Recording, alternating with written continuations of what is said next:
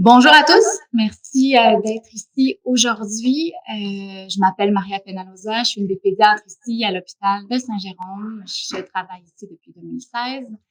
Et puis aujourd'hui, vous êtes venus en grand nombre, ça me stresse un peu d'ailleurs, pour une première conférence pédiatrique. En fait, on a créé un groupe de formation là, ici à l'hôpital dans le but de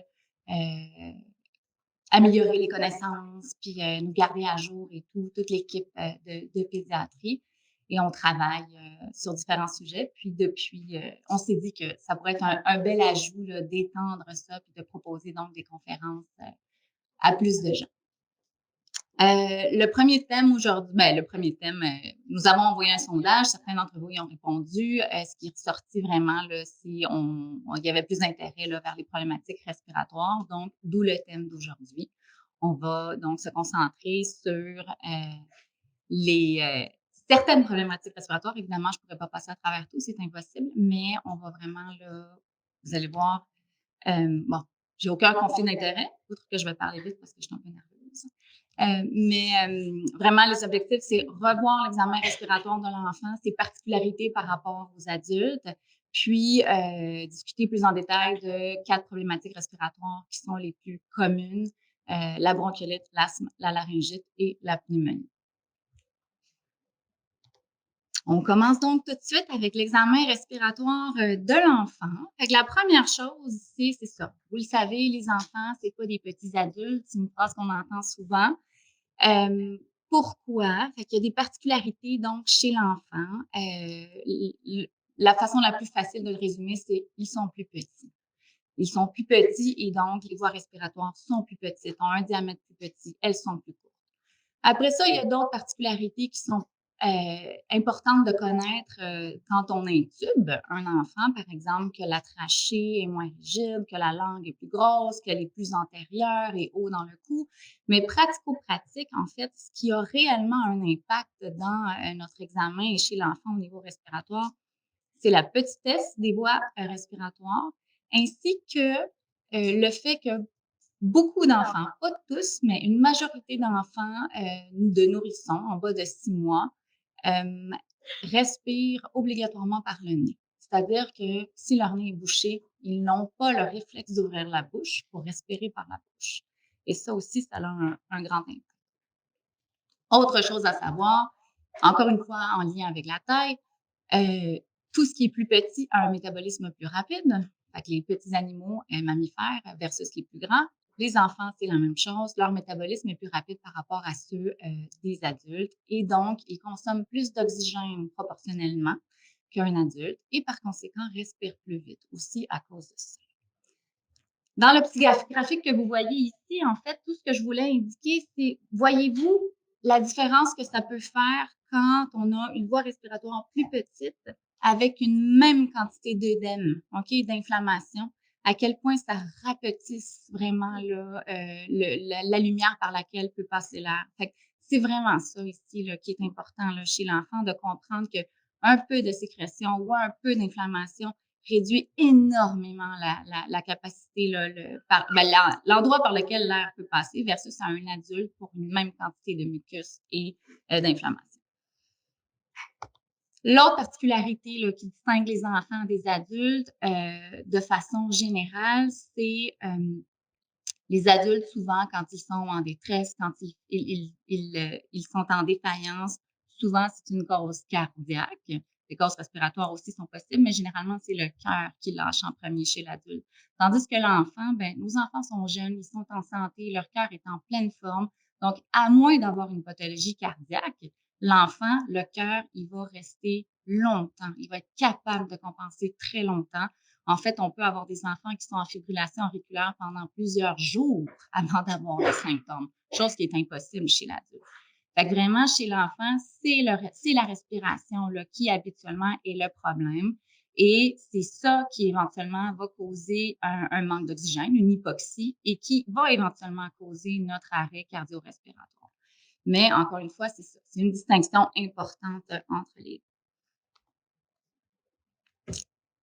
Ben, je l'ai dit un peu tantôt, là, mais les enfants sont jeunes, leur cœur est en santé. Par conséquent, ils sont capables de compenser très, très longtemps lorsqu'ils sont en choc. Et en fait, ils sont en choc compensé. Et ils peuvent avoir l'air de pas grand-chose, outre d'être un peu tachycarde. Ce qui se passe cependant, c'est que l'enfant va compenser. On peut donc avoir l'impression qu'il n'est pas si mal en point que ça, mais une fois qu'il atteint son point de fatigue ultime, si ça fait 1 jour, 2 jours, 3 jours qu'il compense, éventuellement, ben là, tout shut down, ça s'arrête et quand l'enfant crash, pour utiliser un terme non médical, ça se produit très rapidement. D'où l'importance d'être vraiment bon et sensible à reconnaître les difficultés et les signes là, de fatigue chez l'enfant. La différence chez l'adulte, on le voit aussi là, dans le graphique ici, justement, c'est que les mécanismes compensatoires de l'adulte sont moins bons et la fatigue s'installe, mais de façon plus graduelle. Fait que souvent, chez l'adulte, on va avoir le temps de le voir venir avant de réaliser que ça va moins bien. Bon, ça, c'est un graphique, en fait, qui indique la même chose. L'enfant va compenser très bien, très longtemps, mais quand il n'y arrive plus, la chute est rapide. Donc, je l'ai mentionné, le métabolisme des enfants est plus rapide que celui des adultes. Par conséquent, nos fréquences respiratoires, nos signes vitaux sont différents. Euh, je vais être honnête avec vous, là, même moi, je ne les connais pas tous par cœur. Il faut que je regarde des fois mon tableau pour savoir, mais j'ai quand même des chiffres qui me restent en tête. Fait que de façon générale, tout enfant qui respire 60 et plus, ce n'est pas normal. Puis après ça, là, on a quand même là, des critères. Mais c'est important là, de savoir que ce n'est pas la même réalité. T'sais, un enfant d'un mois qui respire à 40, 50, c'est complètement normal. Un enfant de 4 ans qui respire à 40, 50, je panique un peu. OK? Ces tableaux-là sont disponibles sur le site de l'urgence de Sainte-Justine. Vous allez avoir les ressources mes références à la fin de la présentation.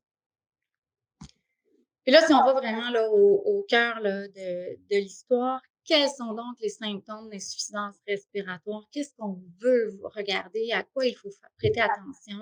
Bon, la fréquence respiratoire, je l'ai mentionné tantôt, en fonction de l'âge.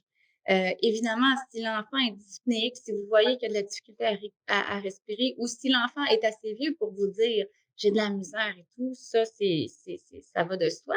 Mais après ça, on est vraiment plus dans l'observation. On va parler de l'auscultation là, tantôt, mais chez l'enfant, nos signes de détresse respiratoire, la plupart d'entre eux se font vraiment au moment de l'observation.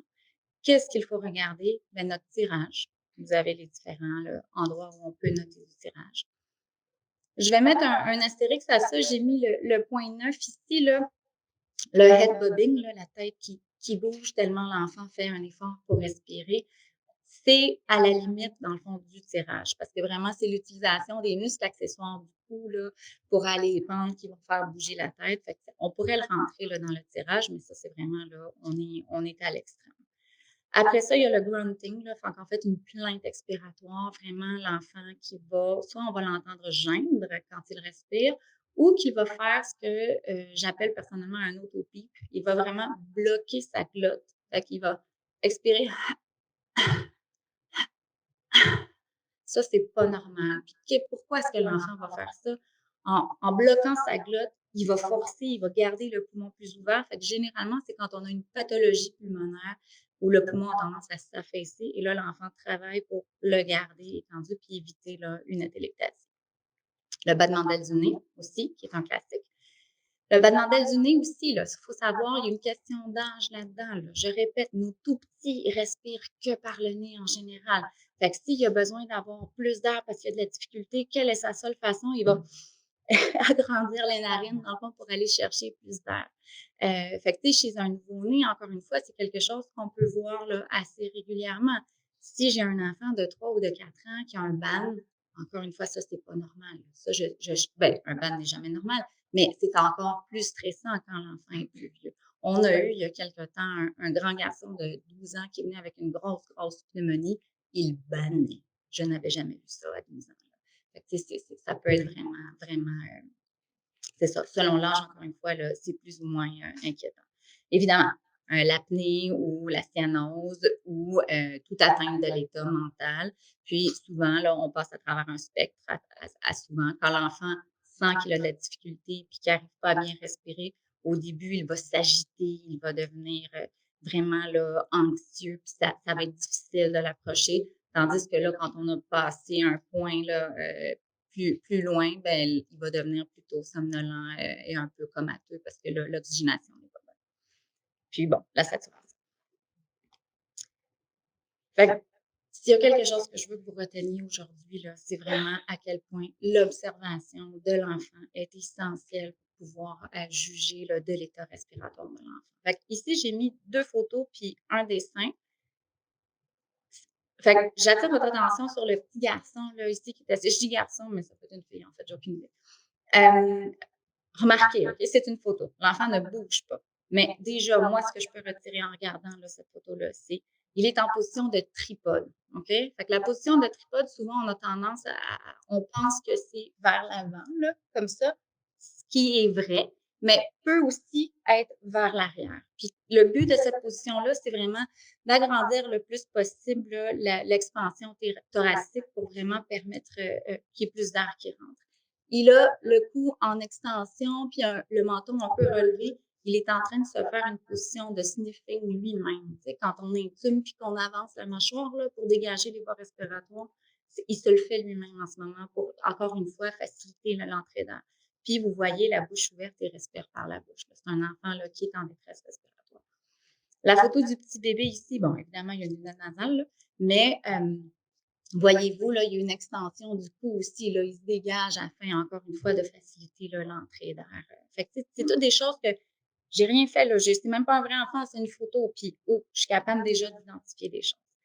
Dans le dessin, ce que je voulais vous montrer, là, ici, c'est ce qu'on appelle la respiration paradoxale. Fait que, normalement, OK, quand on respire, on devrait à l'inspiration, le thorax s'élargit parce qu'il y a de l'air qui rentre dans les poumons et le diaphragme descend et à ce moment-là, notre ventre devrait s'avancer vers l'avant. Okay? On devrait tous respirer là, de façon abdominale. Les enfants sont très bons, ils font ça. Nous, les adultes, on oublie un peu, puis on respire juste en haut, puis on arrête de bouger le ventre avec le temps. Mais ça, c'est une respiration normale. Donc, le thorax et le ventre s'avancent au moment de l'inspiration. Quand l'enfant souvent est en détresse respiratoire, vous allez voir qu'il va avoir une respiration paradoxale. Qu'est-ce qui va se passer? Le diaphragme va baisser pour faire la respiration, donc le ventre s'avance quand même, mais ça ne rentre pas bien et donc le thorax, plutôt que d'aller vers l'avant puis de s'épandre, il va rentrer vers l'intérieur. Okay? Fait que ça, quand vous voyez ça, encore une fois, c'est un signe de détresse respiratoire. Fait qu'on est vraiment dans ce style. Il faut déshabiller nos enfants quand on les examine au niveau respiratoire pour pouvoir vraiment avoir un bon jugement. Il est évident qu'un enfant qui pleure, qui est agité, ça va être beaucoup plus difficile de l'examiner, puis il faut prendre le temps de le faire, idéalement quand l'enfant est plus tranquille, dans les bras du parent ou quand il dort. Souvent, là, c'est un des meilleurs indicateurs de ce qu'il y a réellement une détresse respiratoire ou pas chez son enfant. J'ai trouvé quelques petites vidéos là, sur YouTube. Je vais vous les montrer parce que je pense que voir est toujours mieux que juste parler. Bon, ça fonctionnait tantôt. Lecture, vas-y. Fait que ça, c'est facile. En fait, est-ce que je peux couper le son de ici? Non, ça ne fonctionne pas. Fait que ça, cet enfant-là est clairement en détresse respiratoire. Vous le voyez, il est amorphe, il est fatigué, il respire la bouche ouverte, il banne si on regarde attentivement et il tire. Et on a une respiration paradoxale. OK?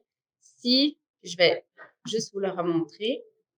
Je ne sais pas si vous remarquez, là, son temps expiratoire est un peu augmenté. Fait que moi, si j'avais à parier, cet enfant-là, pour moi, il est en crise d'asthme. OK? Fait que ça, c'est facile, dans le sens où je pense que n'importe qui pourrait reconnaître qu'il est en détresse. Là, je vais vous montrer une annonce de couche, de Pampers. OK? Qu'est-ce que je veux vous montrer avec ça? C'est. Ah, merci. Fait que tout le monde a en tête là, ces annonces-là, on les a déjà tous vues, ces publicités-là. Regardez le bébé qui dort. Regardez comme il dort paisiblement. Sa tête ne bouge pas, son nez ne bouge pas. Vous avez de la difficulté, en fait, à percevoir là, un mouvement thoracique ou abdominal. Ça, c'est un bébé qui respire normalement. OK? Ça, c'est normal. C'est à ça qu'il faut que vous pensiez, là, quand vous vous dites, est-ce que j'ai de la difficulté? Est-ce que mon enfant a de la difficulté? Fait que ça, c'est.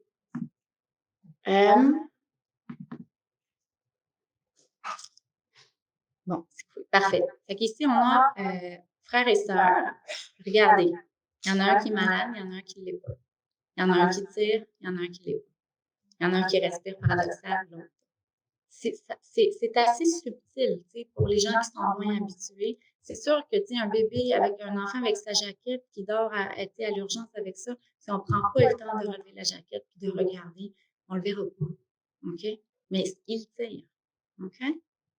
Puis, ouais, même si on pointe, là, vous voyez, ici, au niveau, on a vraiment un tirage là, sous-sternal également. Parfait. C'est ça. C'est toutes des petites. On va l'agrandir. Ça, ici, on va mettre le son parce que c'est quand même intéressant. On n'entend pas, fait voilà. On voit le tirage, on voit la respiration paradoxale. Écoutez.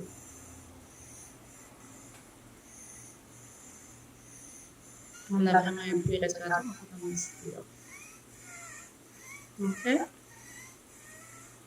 Encore une fois, c'est pas normal. Là, il va en avoir un autre. En fait, cet enfant-là, il y a vraiment dit qu'il doit avoir plus de retard. On va reparler davantage.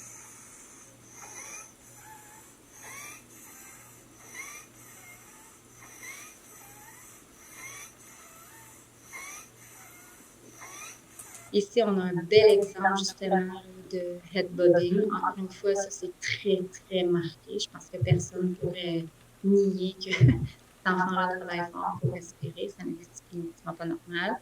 Encore une fois, ça aussi, là, ça c'est de la détresse sévérissime. Là, on s'entend qu'il tire de partout. Ça, c'est un nouveau-né. Souvent, on va avoir là, un peu de tirage ici là, sous costal. Regardez bien le nez. On voit qu'il y a un battement d'aile du nez là, associé. Puis, bon, lui, il n'y a pas de respiration paradoxale. On est vraiment là au début, c'est juste une petite détresse. Mais, c'est ça, il faut prêter attention. Ça, c'est un enfant qui, clairement, est en stade de réanimation. Ça, c'est majeur. Okay? Là, regardez à quel point il tire de partout. C'est un tirage généralisé.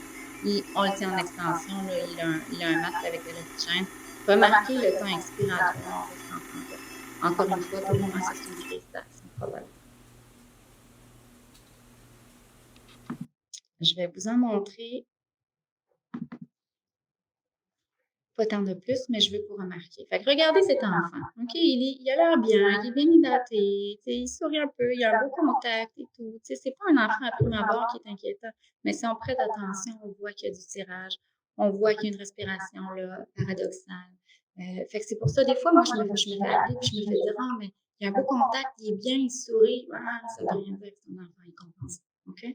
Fait qu'il faut vraiment, vraiment bien regarder. Même principe, ici, regardez, là, il y a de la salive, il nous regarde, il est là comme, qu'est-ce que tu fais et tout ça. Mais cet enfant-là, là, il tire, puis, bon, là, on ne voit pas son nez, mais si vous regardez encore une fois son nez, voyez-vous le ban, là? C'est ça. Fait que c'est ça, faut vraiment regarder, il faut prêter attention. Puis le ban, des fois, est évident, des fois, le ban peut être très subtil. Des fois, moi, ça va me prendre 10, 15, 20 secondes avant de voir, OK, non, il y a vraiment un petit ban quand même. Ça, je vous promets, après ça, c'est fini. Il y en a un autre. Puis lui,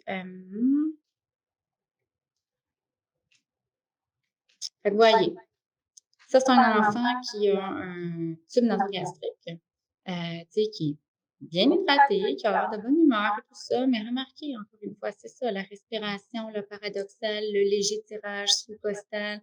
Là, on ne voit pas vraiment bien son cou, mais probablement qu'on pourrait remarquer qu'il y a un tirage sous-sternal. Puis bon, c'est impossible de voir s'il y a un ban, mais cet enfant-là, malgré qu'il a l'air bien, on a une tachypnée, on a un tirage. Là.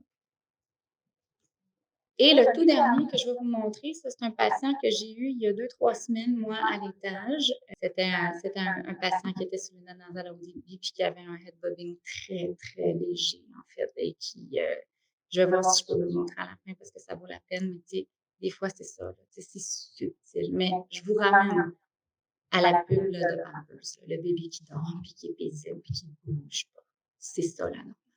Dès qu'on sort de là, c'est parce qu'il y a quelque chose qui se passe. Parfait. Fait que je vais revenir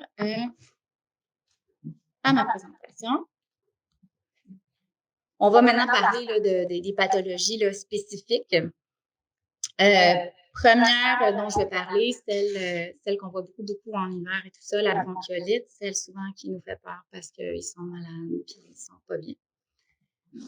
Première chose à savoir, c'est quoi une bronchiolite? OK, là, la chose que vous devez savoir, c'est que c'est un diagnostic qui est exclusivement clinique. On n'a pas besoin d'aucun test ni de radiographie pulmonaire pour confirmer le diagnostic de la bronchiolite.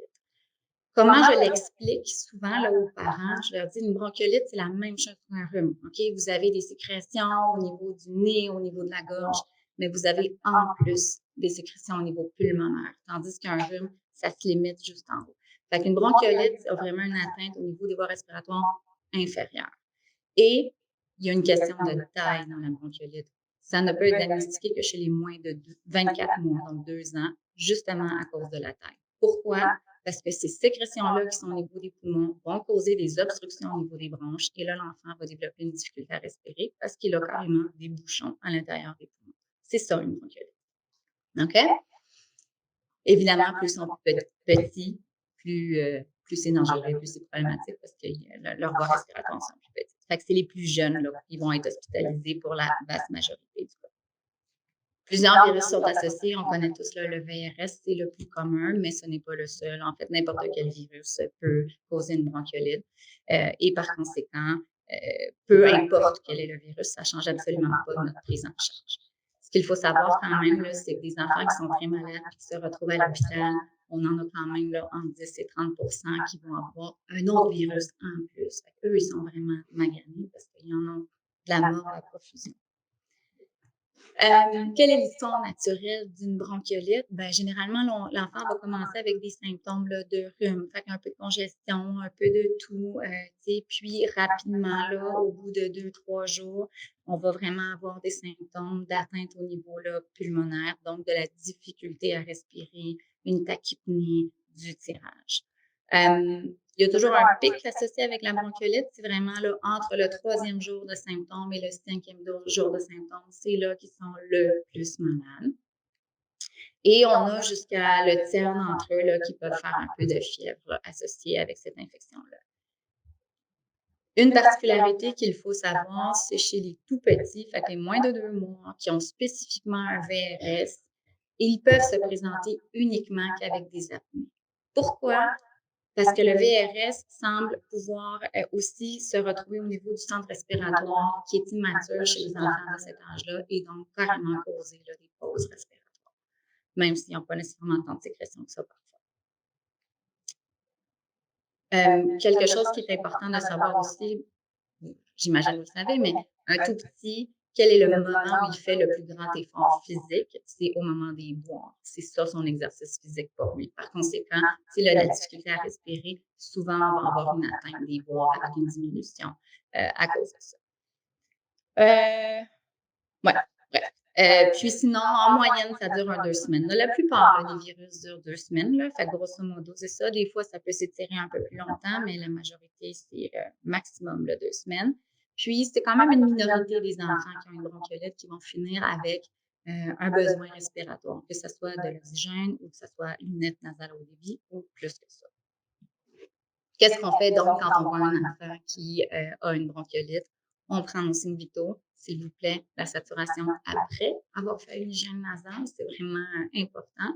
Puis, ben, on observe. On ausculte aussi, mais on observe. Est-ce qu'on a de la congestion? Est-ce que justement, j'ai de la toux, du tirage, du ban, un head bobbing? Est-ce que j'ai un enfant qui est agité ou au contraire, j'ai un enfant qui est somnolent? Puis, au niveau de tout ce qui est déshydratation, tu sais, des fois, les parents nous disent « Ah, il ne boit plus du tout depuis un jour. » Puis là, finalement, il y a la couche pleine. Ou bref, il faut vraiment voir. Mais tu sais, est-ce qu'on a de la salive dans la bouche? Est-ce qu'il y a des larmes? Quand il pleure, justement, est-ce qu'il y a du pipi dans la couche? Puis, on écoute au niveau pulmonaire. Puis, c'est vraiment une auscultation qui est assez caractéristique. Vous allez entendre à peu près tous les bruits respiratoires là, que vous pouvez entendre. Fait que, des crépitants, des sibilances, des ronchis. Le temps expiratoire peut être augmenté parce qu'en fait, il y a de la difficulté à faire entrer l'air, mais il y a aussi de la difficulté à faire sortir son air et donc il doit forcer pour expulser l'air. C'est une auscultation qui peut être assez similaire avec celle de l'asthme. Des fois, c'est pas évident là, de faire la distinction. L'autre chose à savoir, c'est au niveau cardiaque. Il y a certaines pathologies qui peuvent causer là, une atteinte cardiaque et qui peuvent se présenter avec des difficultés respiratoires. Fait qu'en fait, tous les virus là, qui causent une bronchiolite peuvent infecter le cœur puis faire une myocardite. Ou on peut avoir, je n'entrerai pas dans le détail, là, mais des malformations là, qui vont causer une défaillance cardiaque là, graduelle qui va se présenter avec un œdème pulmonaire. Fait que les pédiatres, vous l'avez déjà remarqué, là, nous, quand on examine une bronchiolite, on observe, on ausculte, puis on va toujours mettre la main sur le ventre pour palper le foie de cet enfant-là parce que l'hépatomégalies est le premier signe d'une défaillance cardiaque chez l'enfant. Fait que c'est exceptionnel. Moi, j'en ai pas encore attrapé là, depuis que je travaille ici, puis je pense que depuis qu'on est ici, on a eu un cas où est-ce que ce n'était pas une bronchiolite finalement, là, en 8 ans, mais ça reste qu'on ne peut pas le manquer, celui-là. C'est pas votre rôle à vous de faire ça, mais c'est important de savoir pourquoi on le fait. Ensuite, on évalue la gravité. Fait qu'évidemment, un enfant qui respire en 310, un enfant qui a besoin d'oxygène, qui fait des apnées, qui a une cyanose, qui est somnolent, ben là, on s'inquiète définitivement. Puis, dès qu'on a du travail respiratoire là, modéré à sévère, là, on s'inquiète également. Là, cet enfant-là est à risque de fatigue. C'est comme s'il courait un marathon, puis qu'il ne pouvait pas arrêter de courir son marathon. OK? Puis ça dépend, ça fait combien de temps qu'il court, mais il va se fatiguer éventuellement. Puis notre but à nous, c'est d'éviter cette fatigue-là. On ne veut pas qu'il se rende à la fatigue extrême, on veut l'aider à. On utilise maintenant le score de Woods. Je ne sais pas si tout le monde ici est à l'aise avec ça. C'est un score, en fait, il y a plusieurs scores là, pour la bronchiolite. Nous, ici à Saint-Jérôme, on a choisi celui-là parce que, entre autres, ça nous permet de juger est-ce que l'enfant a besoin d'un support respiratoire ou pas. Ici, chez nous, à l'urgence, on a des critères pour hospitaliser un enfant là, à l'étage de pédiatrie. Puis, dans la feuille qui reporte ces critères-là, il y a le score de Woods qui est noté. Qu'est-ce qu'on regarde à ce moment-là? Est-ce qu'on a des bruits respiratoires, des sibilances? Est-ce qu'on a du tirage? Est-ce qu'on a de la cyanose ou besoin d'oxygène? Est-ce qu'on a une entrée d'air qui est normale ou pas? Puis, l'état de conscience là, de l'enfant.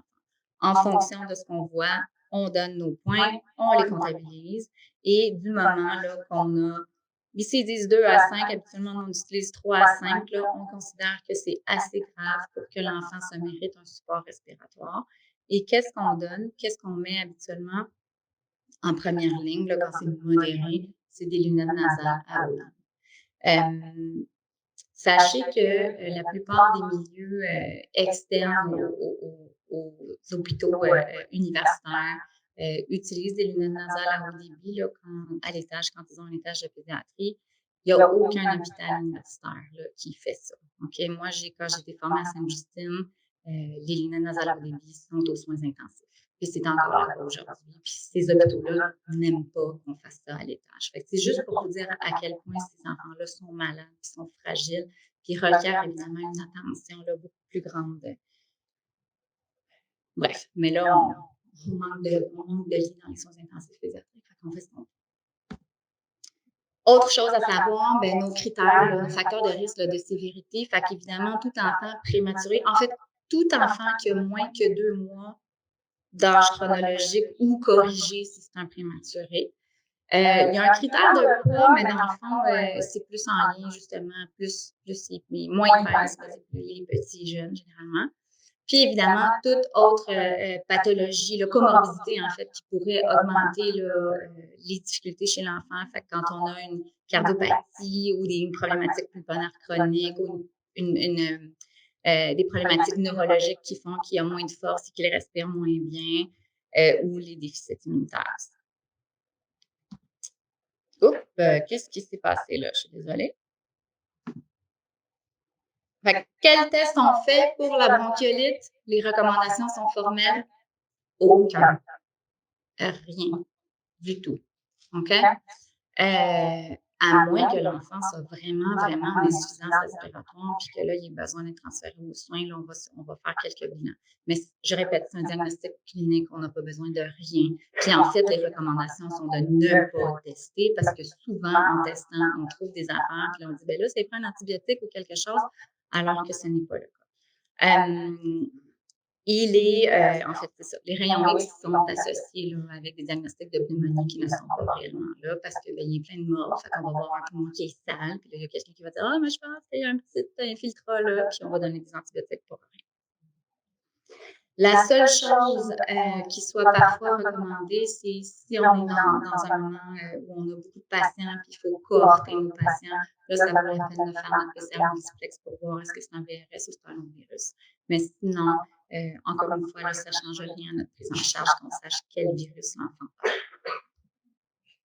Je ne sais pas si vous connaissez là, la campagne Choisir avec soin, Choosing Wisely, ça existe depuis maintenant plusieurs années au Canada. C'est les différentes spécialités, dans le fond, suggèrent des choses à ne pas faire, qui sont souvent faites et justement pour éviter là, des investigations qui ne sont pas nécessaires ou des médicaments, des prises en charge qui sont inadéquates. Puis justement, là, la bronchiolite fait partie de ceux-là où est-ce qu'on nous dit de ne pas rien faire. Comment est-ce qu'on aide donc nos petits avec une bronchiolite? Ben, on les aide à respirer, puis on les garde bien hydratés. C'est vraiment ça. C'est un virus. Il n'y a pas de traitement. Il faut juste les aider à passer au travers de leur maladie. Donc, on dégage leur nez, on les aspire, on les aspire, on les aspire autant de fois que nécessaire. On leur donne de l'oxygène si leur saturation est en bas de 90. D'ailleurs, c'est la seule situation en pédiatrie où on a un chiffre précis pour la saturation. Toutes les autres maladies, c'est comme un peu flou. La bronchiolite, c'est vraiment 90 on ne met pas de saturo en continu, s'il vous plaît. Je passe mon temps à l'étage à devoir enlever le saturo. Oui, d'ailleurs, je suis reconnue un peu pour ça. Mais la raison pour laquelle on ne recommande pas de mettre un saturomètre en continu, c'est qu'on va attraper les petites désaturations qui durent quelques secondes, qui ne sont pas significatives, mais comme ça bip, ça nous agace, puis on finit par mettre une bulle d'air dans le nez de l'enfant quand même. Puis qu'est-ce qui se passe? Ben, on prolonge la durée de séjour de l'enfant pour rien. La seule situation où c'est recommandé, c'est vraiment les tout petits, les moins d'un mois, ou les enfants qui ont des apnées à l'histoire ou des apnées objectivées, évidemment.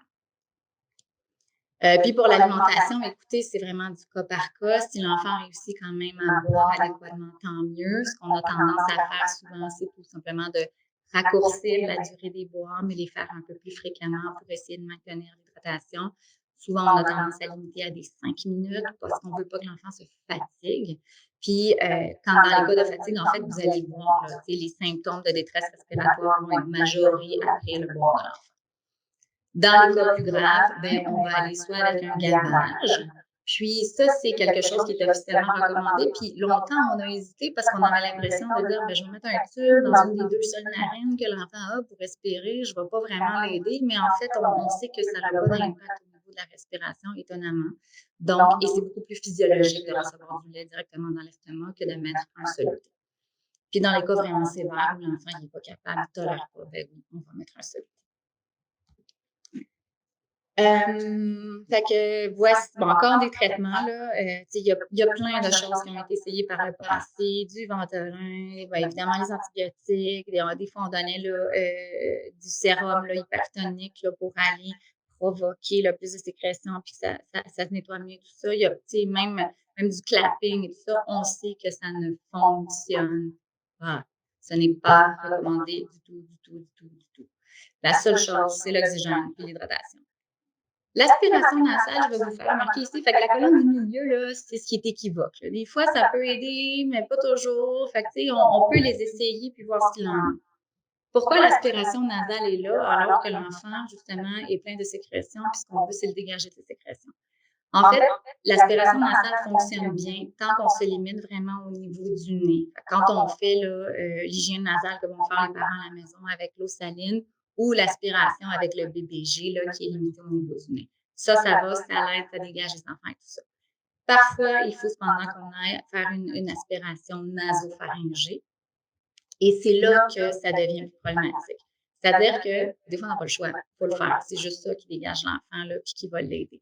Cependant, le fait de passer notre cathéter dans le nez va irriter les muqueuses nasales, puis va faire qu'il va produire encore plus de sécrétion.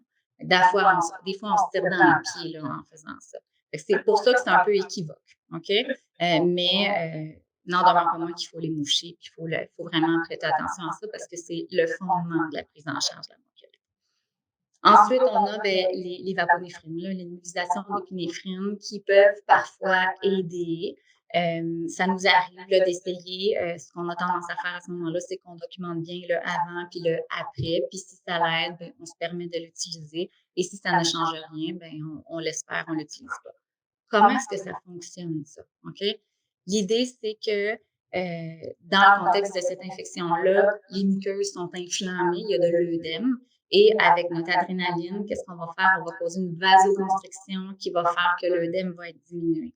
Ça n'agit que de façon temporaire, mais ça peut aider l'enfant là, à mieux respirer pendant un certain temps. Fait que s'il y a beaucoup d'inflammation, on va voir un bénéfice. Si c'est surtout des sécrétions, même un vapeur d'adrénaline ne va rien faire du tout. C'est pour ça que ça vaut la peine de tester et de voir l'impact que ça a sur notre enfant. Finalement, dans les cas plus sévères, ben, c'est là qu'on vraiment intervient, là, puis on donne un support respiratoire. Fait que si malgré nos premières interventions, l'enfant est achypnique, l'enfant a de la difficulté à saturer, l'enfant présente un tirage modéré ou sévère, on embarque dans notre support. On commence généralement, comme je vous dis, avec la lunette nasale à haut débit, mais s'il y a un échec de lunette nasale ou si vraiment on a une bronchiolite sévère, donc un score de Woods plus grand que 5, on va directement au CPAP. Et si on a un échec de CPAP ou si on a un enfant qui a des apnées ou qui commence à diminuer sa fréquence respiratoire, ce qui est toujours un signe très inquiétant parce que c'est un signe de fatigue. C'est pas un signe qui s'améliore, c'est un signe de fatigue. Là, on va installer un BiPAP qui va donc avoir une fréquence respiratoire, tandis que le CPAP fait juste pousser l'air dans les poumons, mais de façon continue. Dans les très, très rares cas, il va y avoir une intubation, mais voyez-vous, c'est moins que 5 des enfants qui sont hospitalisés aux soins intensifs pour une bronchiolite. Fait que c'est vraiment pas la norme.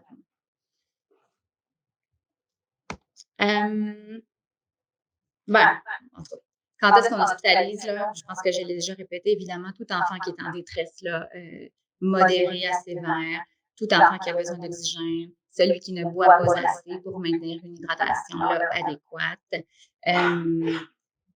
Tous ceux qui ont une comorbidité, là, que la maladie risque donc d'être plus grave, et tout enfant de moins de 3 mois qui se présente au tout début des symptômes. Pourquoi? Je l'ai dit tantôt, ça se détériore toujours entre le 3e et le 5e jour. Fait qu'il faut anticiper ce qui va se passer. S'il se présente à 5 jours de maladie puis qu'il est léger, j'ai pas d'inquiétude à laisser retourner à la maison. Mais si c'est à jour 2, je vais le garder puis je vais l'observer avant de retourner à la maison. C'est ça, le retour à domicile. Donc, lorsqu'on n'a aucun des critères que je viens d'énumérer tantôt, lorsque les parents sont capables de faire l'hygiène nasale tout seul et de façon adéquate, et lorsque l'enfant est capable de s'hydrater suffisamment tout seul.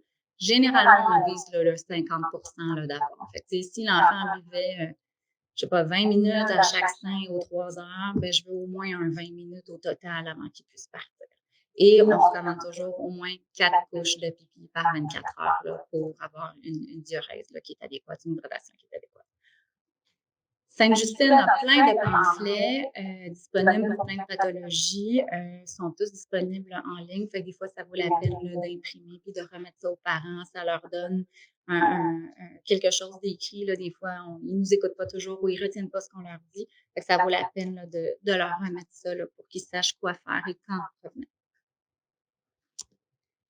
Quelque chose que je voulais discuter maintenant, c'était l'asthme par rapport à la bronchiolite. Fait que je ne sais pas si certains d'entre vous le savent, mais les enfants qui font des bronchiolites sont plus à risque que les autres de développer de l'asthme plus tard. Fait qu'il semble avoir un lien. On ne comprend pas encore exactement le lien, mais il semble avoir un lien.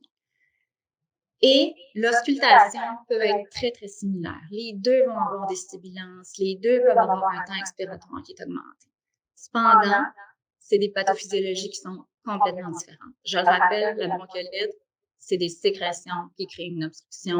L'asthme, c'est vraiment mon bronchospasme, ma constriction là, des muscles lisses des bronches qui crée cette obstruction-là. Par conséquent, c'est pas du tout le même traitement parce que c'est pas du tout la même pathologie, même si ça leur ressemble beaucoup quand on examine l'enfant. Quelque chose que moi j'ai appris dans ma formation, puis qu'en faisant cette présentation-là, ben j'ai fait des recherches, puis j'ai trouvé que c'était faux. On apprend tous les jours. On nous a longtemps dit que les tout petits, les bébés, n'avaient pas de récepteur bêta au niveau pulmonaire et que ça se développait là, graduellement. Puis généralement, on commençait à avoir un effet là, après l'âge de 6 mois. Par conséquent, que le Ventolin ne fonctionnait pas chez les tout petits, carrément, parce qu'ils n'avaient pas les récepteurs pour que le Ventolin fonctionne. D'où une des raisons pour lesquelles on ne donnait pas de Ventolin dans la bronchiolite. On a des études récentes maintenant qui démontrent en fait que non, en effet, il y a des cellules avec des récepteurs bêta fonctionnels, même chez le nouveau-né, puis que ça fait l'effet que ça a à faire. Fait que ce n'est pas vrai. Cependant, j'en reviens à la pathophysiologie là, de la bronchiolite. C'est des sécrétions. C'est pas une question de bronchospasme. C'est pour ça, dans le fond, que mon bêta-agonisme, mon Ventolin ne va pas fonctionner chez les tout-petits. Non parce qu'ils ne peuvent pas y répondre, mais parce que c'est pas ça le problème. Il y a donc un chevauchement quand même là, entre l'asthme et la bronchiolite. Fait que les tout petits, là, c'est de la bronchiolite. Généralement, j'ai pas encore vu d'asthme avant l'âge de 6 mois. Mais après ça, c'est ça. Il y a un continuum là-dedans. Fait que quand est-ce qu'il faut peut-être penser quand même qu'il y a de l'asthme derrière ça? Bien, évidemment, s'il y a un historique familial ou s'il y a de l'atopie chez l'enfant ou d'autres membres de la famille. Quand il y a une récurrence des épisodes, tu sais, l'enfant que ça fait plusieurs fois qu'il visite pour des bronchiolites. Puis, à partir d'un certain âge. Fait qu'après, là, 6 à 9 mois, là, on peut commencer définitivement à y penser.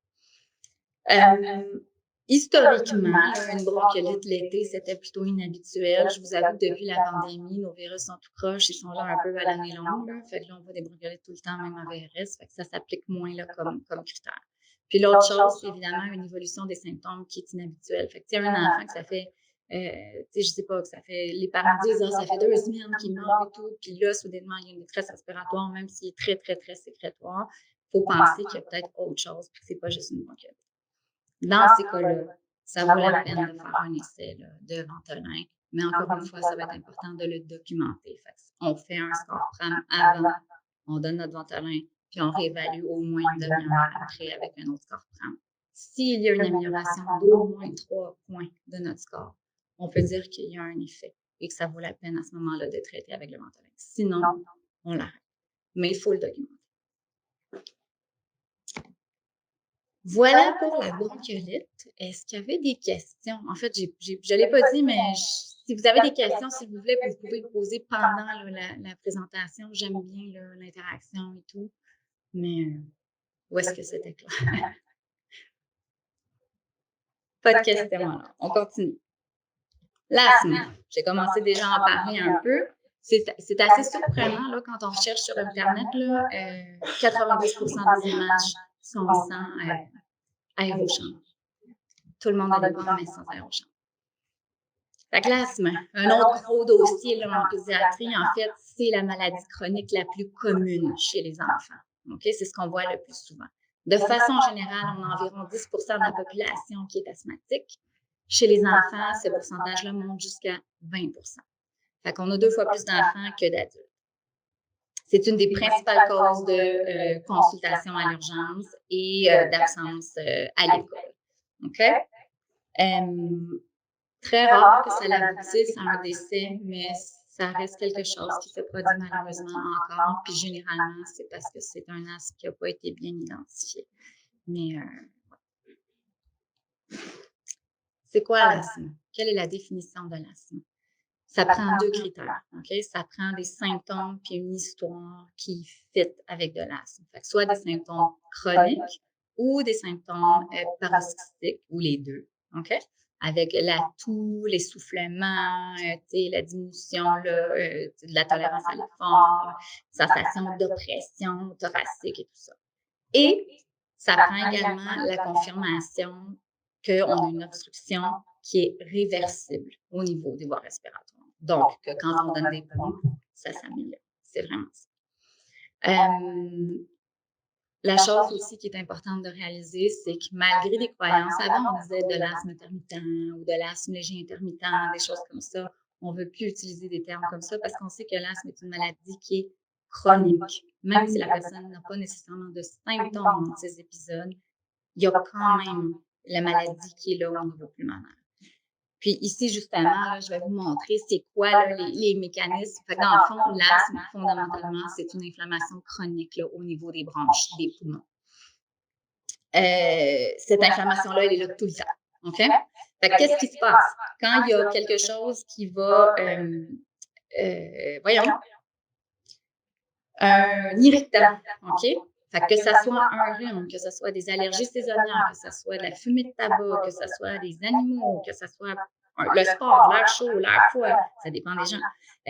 Dans le fond, ça va créer une inflammation supplémentaire. Fait que, si tu pars déjà avec un niveau d'inflammation de base, puis là, tu en rajoutes par-dessus, bien, c'est là que ça va moins bien aller puis qu'on va développer des symptômes. Quelqu'un qui n'a pas d'asthme peut vivre les mêmes choses, mais comme son poumon est sain à la base, ce degré d'inflammation-là, finalement, va être moindre, tout simplement parce qu'il n'y en avait pas encore. Donc, c'est vraiment ça. Il y a une inflammation qui est là, qui est chronique, qui est tout le temps présente. OK? En plus, justement, dans les moments d'exacerbation, mais il va y avoir le bronchospasme, la contraction au niveau des muscles lisses, des bronches qui vont réduire la lumière à l'intérieur de nos bronches et donc l'endroit par lequel passe l'air. Et souvent, en plus, il y a également des sécrétions de mucus là, qui sont là-dedans. C'est un peu tout ça ensemble qui cause cette obstruction-là là, au niveau de nos bouches. Je ne sais pas s'il y en a parmi vous qui sont asthmatiques, probablement 10%, ou qui ont des enfants asthmatiques. Fait que moi, je me fais souvent dire, c'est pas normal, il est tout le temps malade, mon enfant, il attrape tout ce qui passe, ça arrête jamais, tout ça. Et c'est vrai, les asthmatiques sont plus malades que la moyenne des gens. Pour des raisons qui sont écrites là, avec plein de beaux chiffres et de grands mots, là, qu'on n'a pas besoin nécessairement de savoir, mais ce qu'il faut réaliser, c'est que c'est l'inflammation qui est là de façon chronique, induit certains récepteurs que les virus utilisent pour rentrer puis infecter. Donc, ils attrapent plus parce qu'ils ont plus de récepteurs pour attraper les virus. Puis également, ce mucus-là, cette inflammation-là qui est là de façon chronique, mais ça fait que nos cellules ciliaires qui sont à l'intérieur de nos voies respiratoires, qui évacuent le mucus, ben, il fonctionne moins bien. Fait que le mucus, il est là, il reste, il stagne. Fait que c'est évidemment, ça favorise là, le développement là, de bactéries puis d'infections. Puis de façon générale, là, quand on est dans un état d'inflammation chronique, ben, notre réponse immunitaire est moins bonne. Fait que pour toutes ces raisons-là, oui, les personnes asthmatiques sont plus souvent malades que la moyenne. Quelque chose que nous, on a souvent, ben, un peu moins maintenant là, en pédiatrie, là, mais qu'on a longtemps eu un problème, c'est que on ne pouvait pas diagnostiquer nos tout petits. OK? Fait qu'officiellement, comment est-ce qu'on diagnostique l'asthme? Il faut faire des tests de fonction pulmonaire, il faut souffler dans une machine, puis il y a certains critères qu'il faut respecter pour avoir le diagnostic d'asthme et tout ça. Un adulte est capable de faire ça. Un enfant, généralement, de 6-7 ans et plus, va être capable de collaborer puis faire ce qu'il a à faire pour le faire. Les tout petits ne sont pas capables. En fait, moi, quand j'ai fait mon stage de pneumologie à Sainte-Justine, j'ai fait les tests pour le fun, je ne suis pas asthmatique. Ça m'a pris 6 shots avant de réussir à souffler comme je devais souffler pour faire. Fait que c'est pas du tout évident. Là.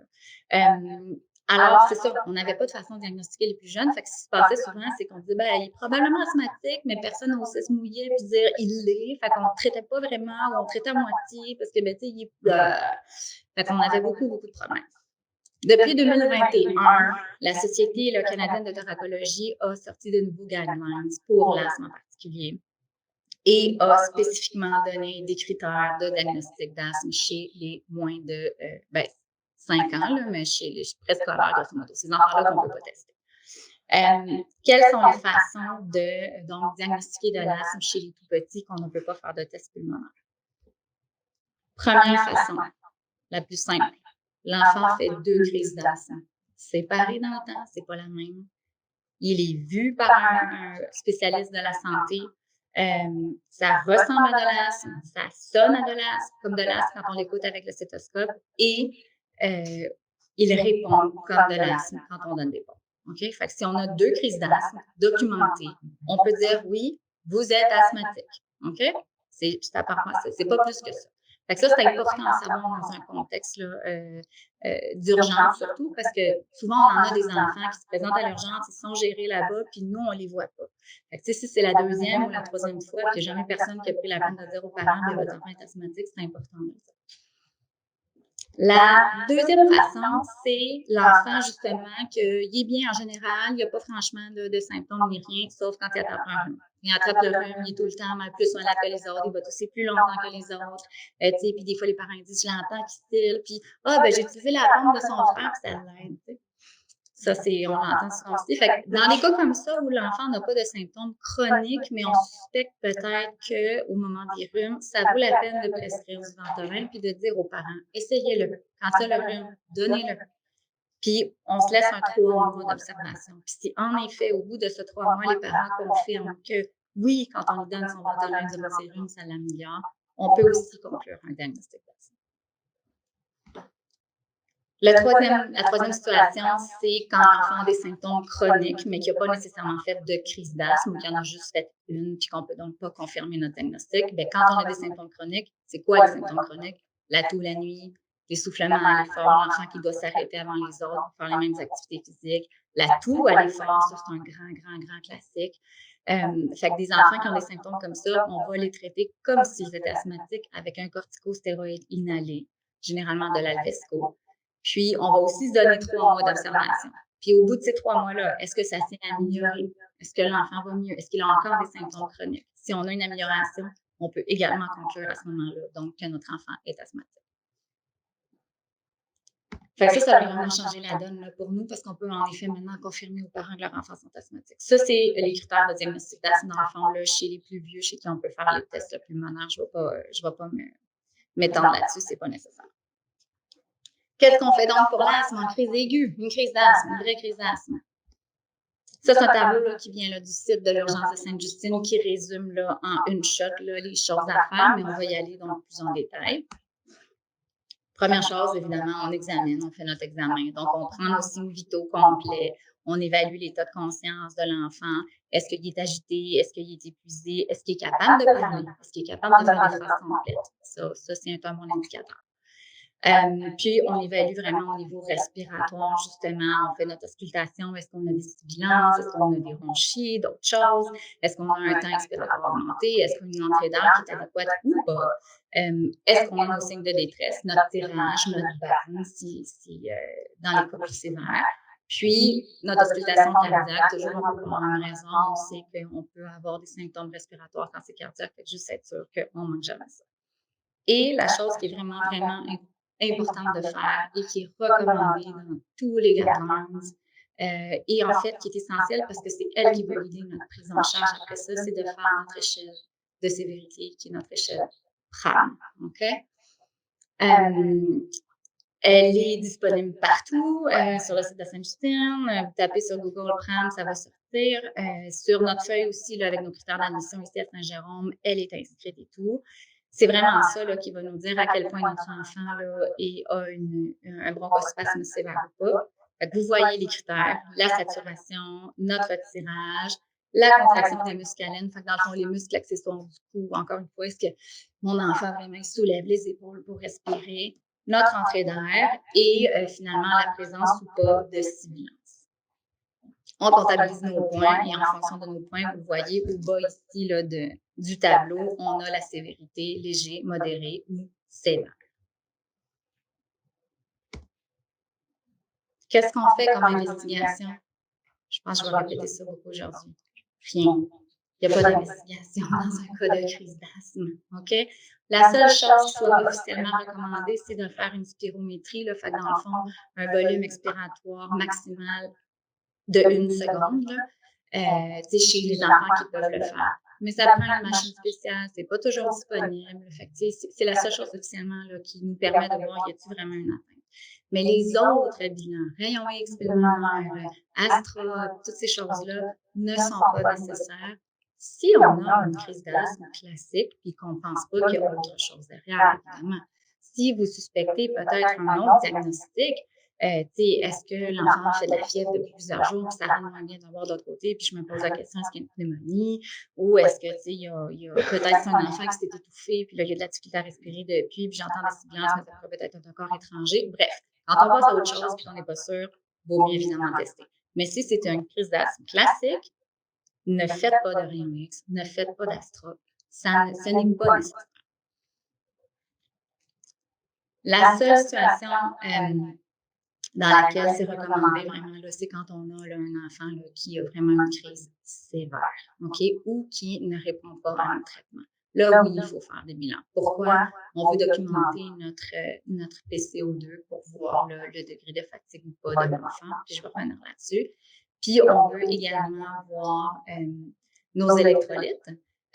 Surtout, en fait, il faut rajouter le magnésium. Souvent, on oublie celui-là. La raison pour laquelle il faut doser le magnésium, c'est qu'il est possible, dans un cas sévère, qu'on finisse par donner du sulfate de magnésium, puis on veut s'assurer qu'on ne va pas dépasser là, les quantités normales au niveau sanguin de l'enfant.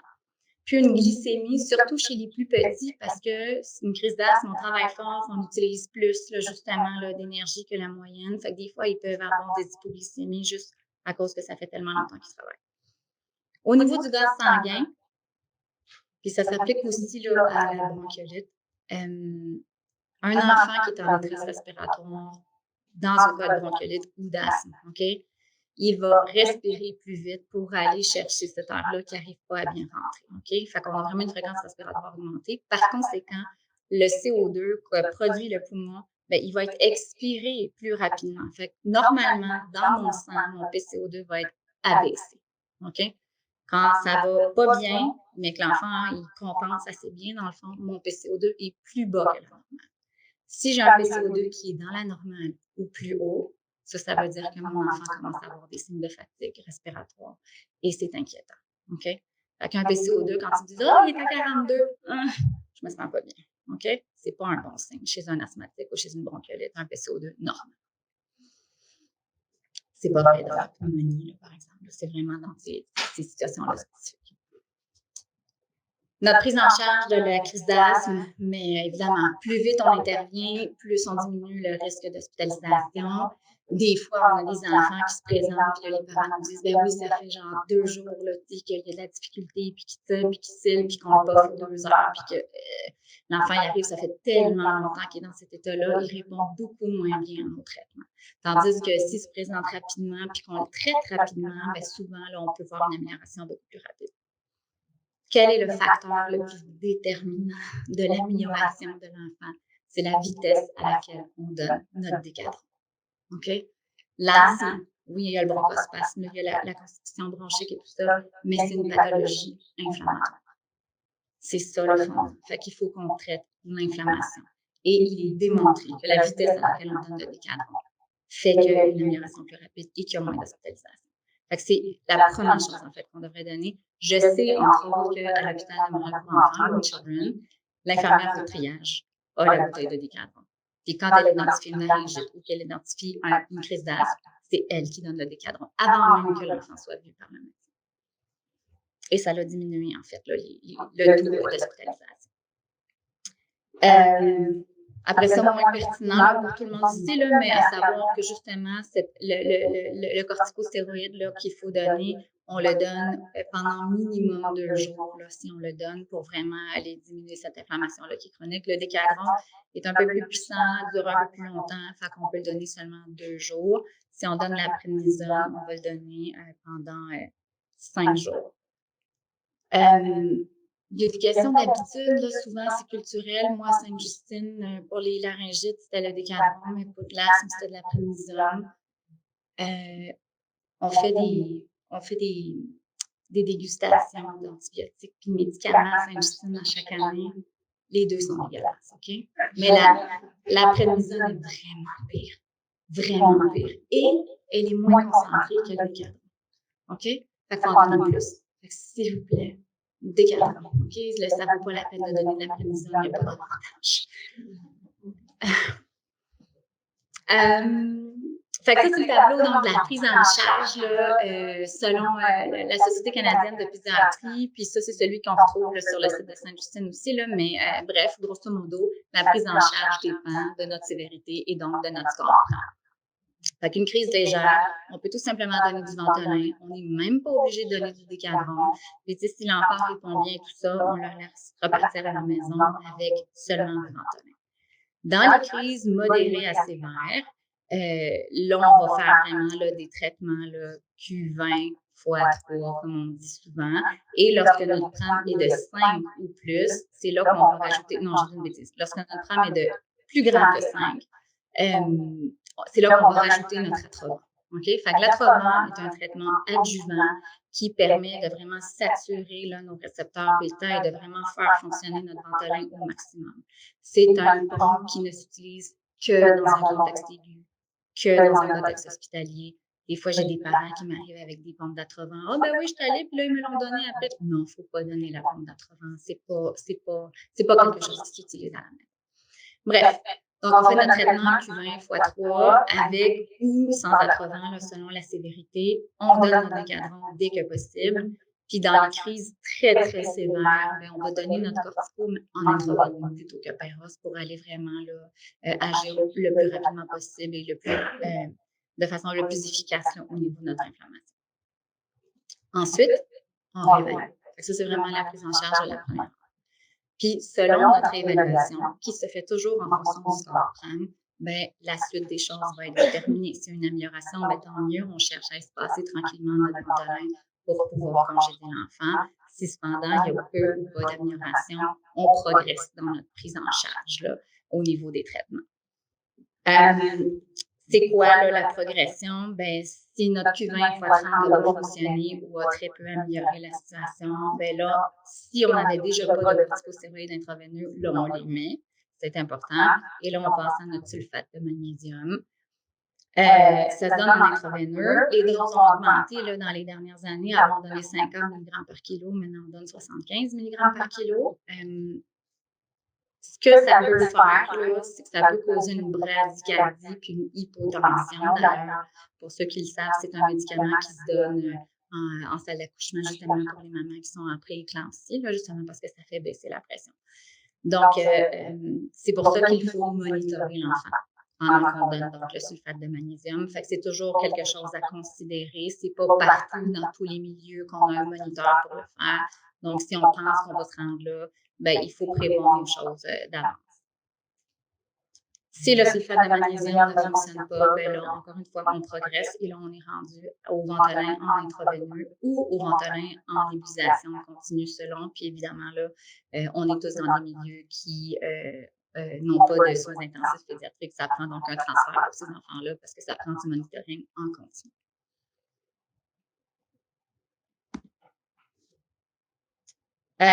Qui ont congédié? Bien, ceux qui ont un PRAM de 3 ou de moins, au moins 3 heures après le dernier Ventolin. Ceux qui sont capables de tolérer le Ventolin au moins en 4 heures. Ceux qui saturent de façon adéquate, donc 92 et plus. Lorsque notre auscultation est normale ou quasi normale, on peut tolérer de fines sibilances expiratoires là, intermittentes, si par ailleurs tous les autres critères sont respectés. Puis le tirage doit être vraiment minime. Si l'enfant s'est présenté à l'urgence, puis à un moment ou à un autre de son exacerbation, il y a eu un PRAM de 4 ou plus, il doit partir à la maison avec son Ventolin et avec un corticostéroïde inhalé pendant 3 mois. Okay? C'est pas juste du Ventolin.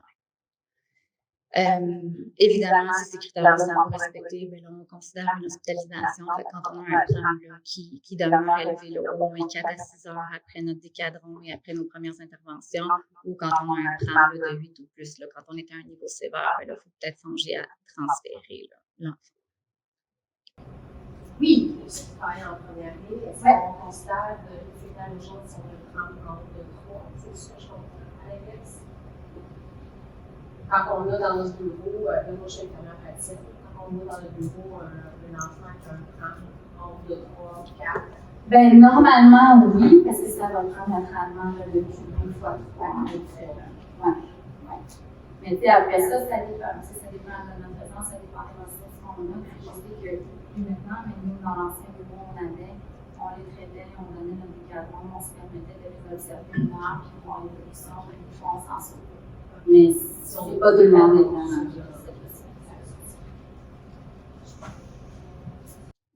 Fait que ça, c'est pour les crises d'asthme. Maintenant, pour la prise en charge de l'asthme non aigu, je vais vraiment survoler, je ne vais pas rentrer dans le détail, ce n'est pas le but de la présentation, mais encore une fois, je vous mets ici là, le tableau là, qui résume très rapidement là, la prise en charge de l'asthme. Je l'avais dit tantôt, le terme asthme intermittent n'est pas indiqué parce que c'est faux et ça prête à confusion. Par conséquent, il n'y a plus de corticostéroïdes inhalés qui peut être donné de façon intermittente. Des fois, on faisait ça, on disait aux gens, quand il y a un rhume, donnez son Flovent, son Ventolin ou son Alvesco, son Ventolin, puis quand ça passe, vous pouvez arrêter. Ce n'est plus recommandé de faire ça. Le Ventolin, oui, se donne au besoin. Les corticostéroïdes se donnent ou ne se donnent pas. Il n'y a pas d'entre-deux. OK? Ce n'est plus du tout recommandé là, de faire ça. Donc, si l'enfant a des symptômes chroniques ou a besoin de corticostéroïdes inhalés, il faut les donner tous les jours, malade, pas malade. Un tableau là, avec la liste des médicaments là, de contrôle, fait que les médicaments qui se donnent donc à la maison. Encore une fois, je ne vais pas rentrer là, dans le détail. Là. Il y a des pompes là, qui sont des traitements combinés qui vont contenir et un type de salbutamol à longue action, là, ce qu'on appelle les BALA, puis notre cortico-inhalé. Ça, c'est pour les asthmes plus compliqués et tout ça. On ne va pas rentrer là-dedans du tout, mais on a nos corticos inhalés. Flovent, Alvesco, pardon, qu'on connaît le plus. Il y en a d'autres également. Là. Il y a le Pulmicort aussi qu'on peut utiliser là, chez les 12 ans et plus. Puis nos médicaments de secours, qui, chez l'enfant, sont principalement le Ventolin. Ce que je vais souligner par rapport à ça, je ne sais pas, la plupart des gens connaissent le Flovent et l'Alvesco. C'est quoi la différence? Pourquoi on en recommande un versus l'autre? Fait que, historiquement, le Flovent, c'est le premier corticostéroïde inhalé là, qui a été créé. C'est celui qu'on connaît depuis le plus longtemps. On est à l'aise avec ça et tout ça. L'Alvesco, ça fait quinzaine d'années, peut-être un petit peu plus, là, qu'il est disponible. Puis, officiellement, il est recommandé pour les 5 ans et plus. Cependant, il n'y a plus personne dans Sainte-Justine qui utilise le Flovent depuis des années. Puis, je vais vous expliquer pourquoi. Le Flovent est un médicament qui est déjà actif à l'intérieur de la bonbonne. OK? Donc, quand il agit sur tous les tissus qu'il va toucher. C'est pour ça qu'il est recommandé, quand on prend le Flovent, de se rincer la bouche après, parce que ça peut donc causer du muguet à la longue au niveau oral. Le Flovent aussi est un médicament qui se donne en BID, 2 fois par jour. L'Alvesco, lui, est un médicament qui se donne d'IA, une seule fois par jour. Fait que juste là, d'un point de vue confiance, ça augmente énormément la confiance, le fait d'avoir une seule fois versus 2 fois. Fait que juste ça, c'est déjà une bonne raison pour switcher pour l'Alvesco.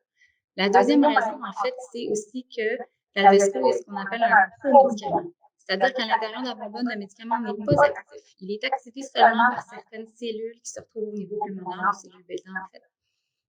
Et par conséquent, l'Alvesco ne fait effet que là où on veut qu'il fasse effet. Il n'a pas d'impact au niveau de notre muqueuse orale ni ailleurs. Il y a moins d'absorption systémique, il y a moins d'effets secondaires.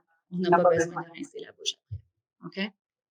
On devrait, en fait, en pédiatrie, nous, les pédiatres, on n'utilise plus le Flovent du tout. On prescrit que l'Alvesco pour ces raisons-là. Puis là, bon, désolée, la présentation a été changée, la mise en page est moins bonne, là, mais pour l'Atrovent, c'est ça. Je l'ai dit tout à l'heure, l'Atrovent est un médicament de secours, mais qui ne se donne qu'en intra-hospitalier, il ne se donne pas à la maison. Fait que ça ne devrait pas faire partie là, des pompes que les gens ont à la maison. Ça, c'est un tableau pour ceux qui le veulent. C'est les doses de corticostéroïdes inhalés. Les doses, c'est léger, modéré à élevé, dépendent de l'âge et dépendent de la molécule qu'on choisit d'utiliser. Fait que c'est pas one dose fits all, c'est vraiment, il faut faire prêter attention puis donner la bonne chose. Habituellement, chez un enfant qui n'avait pas de traitement avant, on commence toujours avec une dose légère et on progresse seulement si nécessaire. Quel est le but de notre traitement de l'asthme? Bien, évidemment, éviter les crises d'asthme, éviter les visites à l'urgence, les hospitalisations et tout ça.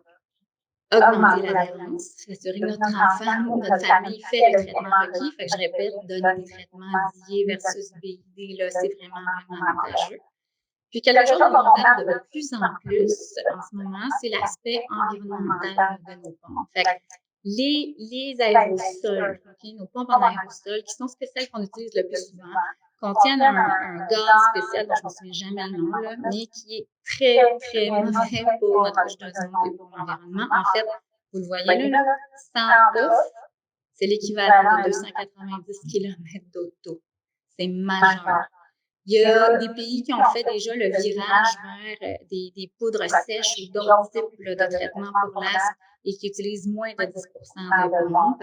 Dans des pays comparables, je peux trouver du chiffre ici pour le Canada, mais en Angleterre, là, ils calculent qu'au moins 5 des émissions de gaz à effet de serre sont causées par des pompes. Fait que c'est majeur. Par conséquent, on essaie tranquillement de justement changer là, nos conduites par rapport à ça pour faire un virage puis d'utiliser moins de pompes et essayer davantage les poudres sèches ou les autres options qu'on a.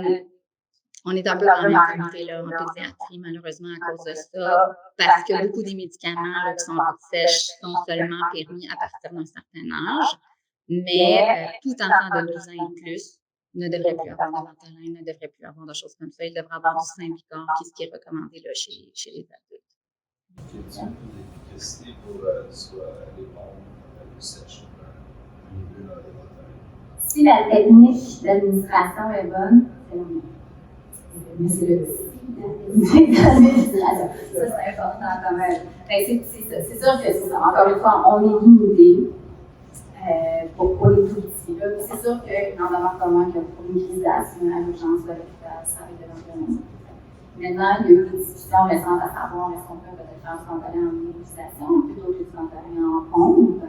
Mais il y a une question vraiment en fait, de limitation de notre personnel de l'inalo parce que ça demande beaucoup plus de temps pour eux de faire un traitement mieux qu'en pompe. Ça, pour l'instant, on est encore ça, mais on commence à réfléchir à ça pour changer nos habitudes. Autre chose vraiment importante à savoir pour l'asthme, OK? Puis, on a en pédiatrie ce qu'on a classiquement appelé l'asthme infantile. Puis, je l'ai mentionné tantôt avec les pourcentages, on a 20 d'enfants asthmatiques, on a 10 d'adultes. Par conséquent, il y a environ 50 des enfants asthmatiques qui grandiront et qui vont guérir de leur asthme, qui n'auront plus besoin de traitement.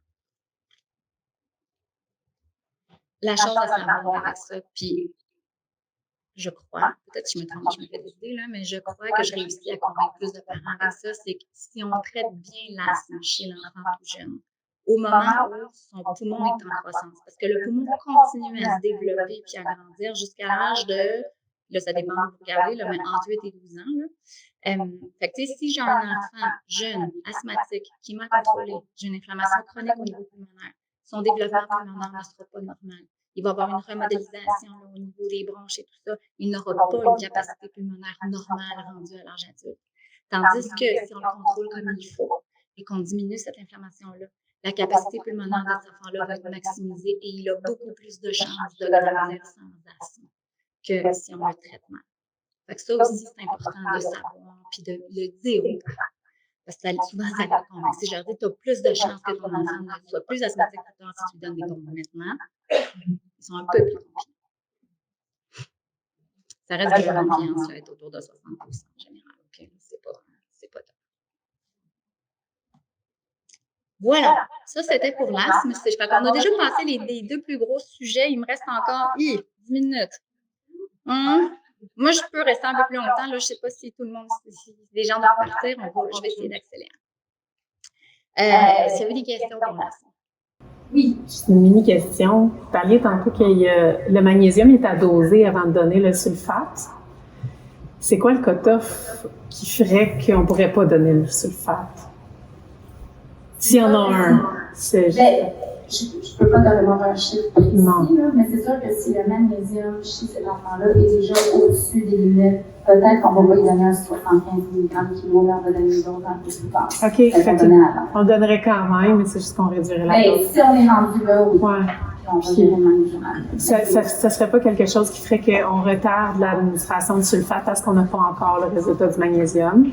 Si l'enfant en a besoin, il en a besoin, puis on y va. À moins qu'il soit très élevé, auquel cas on passerait directement au donner en intraveneux ou en éducation continue, mais habituellement non. C'est plutôt rare, mais c'est vraiment pour avoir un OK, parce que c'est vraiment pas quelque chose qu'on fait à l'urgence tant que ça. De doser le magnésium, on l'oublie tout le temps. Puis j'ai fait comme, ouais, j'avoue que on se tire une balle dans le pied là, s'il est élevé. OK. Mais c'est intéressant. Merci. OK. Maintenant, rapidement, les deux dernières pathologies. La laryngite, j'ai mis un PHOC parce qu'il y a un taux de PHOC associé donc, avec la laryngite. Fait que la laryngite est une problématique, encore une fois, virale. C'est une infection là, des voies respiratoires hautes, particulièrement des cordes vocales. Fait qu'une inflammation des cordes vocales. Et c'est ça, en fait, qui va causer donc, la voix rauque. Et chez l'adulte, l'extinction de voix. Okay? Fait qu'une extinction de voix chez l'adulte, c'est une laryngite. Et c'est ça aussi qui va donc faire notre toux aboyante et qui, dans le cas de l'enfant, encore une fois, parce que tout est plus petit, il y a moins d'espace, ben l'œdème va faire un tout petit trou pour que l'air passe et on va avoir notre stridor. OK? C'est ça. On l'appelait auparavant croup ou faux croup ou laryngotrachéobronchite, c'est toute la même affaire, c'est la laryngite. Les virus n'importe plus, c'est par influenza, mais ça ne change rien, il y a plein de virus qui font la laryngite. Prise en charge de l'urgence de Sainte-Justine, encore une fois, là, en une slide, mais en détail. La chose particulière avec la laryngite, c'est qu'il y a plusieurs diagnostics différentiels associés avec du stridor qui peuvent être très dangereux et qu'il ne faut pas passer à côté. Fait qu'il faut juste être un petit peu plus à l'affût dans les cas de stridor, parce que ça pourrait être un corps étranger, ça pourrait être une épiglottite, fait qu'il y a vraiment un enflure au niveau de l'épiglotte. C'est quelque chose qu'on voit à peu près plus depuis qu'on vaccine contre l'hémophilie influenzaire, mais il faut toujours penser, puis surtout y songer quand on a un enfant qui n'est pas vacciné. Puis sinon, tout ce qui est abcès, trachéite et tout ça, puis une anaphylaxie. Évidemment, là, une réaction allergique sévère plus présentée avec l'antidote. Il y a des diagnostics qui sont possibles, mais souvent qui vont se présenter un peu différemment, c'est-à-dire la laryngite apparaît généralement soudainement. Il y a des choses qui peuvent tranquillement obstruer là, au niveau là, des voies respiratoires, là, fait, par exemple un hémangiome ou une sténose sous-glottique, des choses comme ça, mais ça va apparaître graduellement, ça ne se présente pas là, habituellement. J'ai mis bronchospasme entre parenthèses parce que il peut en théorie avoir du stridor avec de l'asthme, mais c'est plutôt exceptionnel. C'est quoi l'histoire classique de la laryngite? L'enfant s'est couché, il était normal, il était parfait. Il se réveille 2-3 heures après s'être couché, puis là, puis là, le parent capote, puis là, il vient, puis là, c'est l'hiver, puis là, il la met dehors, puis là, quand on arrive à l'urgence, il n'y a plus rien. Ça, c'est une laryngite classique. Fait que vraiment, il peut avoir ou pas de fièvre associée. C'est vraiment une infection aiguë. C'est généralement nocturne, okay, que ça se produit. Puis, ça se produit habituellement chez nos enfants d'âge préscolaire là, avec un pic autour de l'âge de 2 ans. On examine notre enfant, puis on fait notre examen là, respiratoire, comme déjà parlé, tout ça. Puis, qu'est-ce qui va déterminer la sévérité? C'est est-ce que j'ai du stridor au repos ou pas? OK? Fait que dans le fond, il y a une petite vidéo ici, c'est votre profil. Hein? Mais il est bien, docteur, il dort, il est confortable. Ouais. OK? Du stridor au repos, c'est pas normal. Oups. OK, c'est pas ça que je voulais faire. OK. On a un score de sévérité aussi là, pour les laryngites. Il est moins utilisé pour la simple et bonne raison qu'il n'est pas confirmé, là, pertinent dans un contexte clinique. Il est surtout utilisé là, dans un contexte de recherche, mais il est quand même de plus en plus utilisé, puis ça nous donne quand même une façon d'avoir une mesure objective là, de la sévérité. Fait qu'encore une fois, toujours un peu les mêmes choses. Hein, le niveau de conscience, la cyanose, est-ce que j'ai du stridor dans ce cas-ci, notre entrée d'air, le tirage. Puis on comptabilise nos points. Là, c'est un peu la même affaire, ça décrit là, cliniquement, là, mais grosso modo, une laryngite légère, c'est j'ai du stridor, mais pas au repos. Fait que si mon enfant pleure ou s'il s'agit, je vais pas du stridor, mais quand il trempe, il en a. Du moment que j'ai du stridor au repos, que ce soit intermittent ou pas, on est dans un niveau modéré ou plus. Donc là, c'est sûr que plus j'ai de détresse respiratoire, plus ma sévérité est importante. Pas d'investigation, encore, même affaire. On n'a pas beaucoup testé nos enfants en pédiatrie, souvent c'est pas nécessaire. Encore une fois, là, ça dépend de votre présentation. Si c'est vraiment de laryngite classique, puis vous n'avez pas de doute de votre diagnostic, rien n'est requis. Si on pense peut-être qu'il y a autre chose, une anaphylaxie, un corps étranger, un abcès, c'est là qu'on va aller faire notre rayon X du cou ou notre gaz capillaire. Je reviens au gaz capillaire, j'en avais parlé avec la bronchiolite et avec l'asthme. Ici, il faut faire attention. L'obstruction, elle est haute, OK? Elle n'est pas au niveau pulmonaire. Fait que généralement, notre gaz peut être normal, même si notre enfant peut être en obstruction sévère en haut. Fait que ce n'est pas nécessairement quelque chose qui va nous rassurer. Le traitement, c'est un algorithme qui est plutôt petit, mais bon, écoutez, il est disponible sur le site de la Société canadienne de pédiatrie, qui est une des références que je vais vous donner. Grosso modo, tout le monde qui se présente dans l'urgence avec une laryngite, peu importe la sévérité, on donne du décadron. Le fameux décadron, on l'aime, le décadron. Pourquoi? On va aller diminuer l'inflammation qui est au niveau des cordes vocales, des voies respiratoires supérieures. C'est vraiment ça, là, encore le clé. Si j'ai du stridor au repos, OK, on va considérer de donner là, une utilisation d'épinéphrine pour, encore une fois, de façon aiguë, aller enlever cette enflure-là, cet œdème-là qui est là. L'épinéphrine en utilisation, là, ça ne dure pas très longtemps. OK, ça ne dure même pas une heure, l'effet. C'est vraiment pour aider là, dans un contexte aigu. Par conséquent, si on a besoin de donner une nébule, puis que 2, 3, 4 heures après, l'enfant est toujours bien, puis il n'y a pas de stridor au repos, c'est résolu, il peut partir à la maison là, sans problème.